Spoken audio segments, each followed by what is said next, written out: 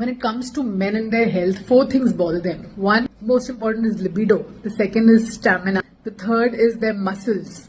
And fourth is their belly, which protrudes out, right? And I'm going to talk about all these four and why they happen in just 1 second. I'm going to explain to you what happens in a man's body and what to resolve to get rid of all of this. When we talk about men, they run on testosterone. We all know that, right? This is the main hormone in men. By the way, men also have progesterone, estrogen, and quite similar hormones as women, but this is where everything happens. Okay, testosterone is the main one, which controls your stamina, it controls your libido, it controls your muscles and energy and your entire structure. Okay, everything is dependent on this. It controls your moods. Just the way progesterone, estrogen affects a woman, testosterone affects a man.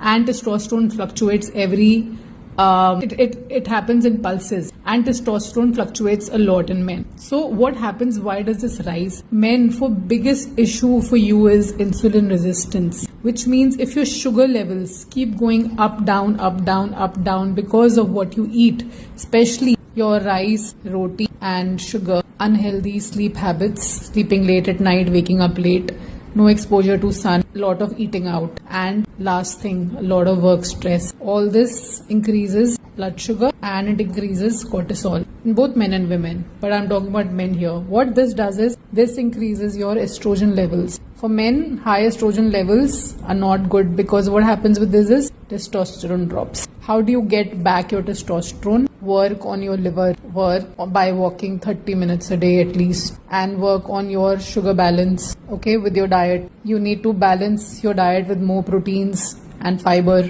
and fats than just carbs. Work on these two and exercise, lift weights. Now when you lift weights, also make sure you eat a lot of protein, but when you eat protein, also make sure you digest the proteins, and that's where a majority issue happens. Men with acidity don't digest proteins, and what happens? They lose muscles. Simple as that. So much to work on.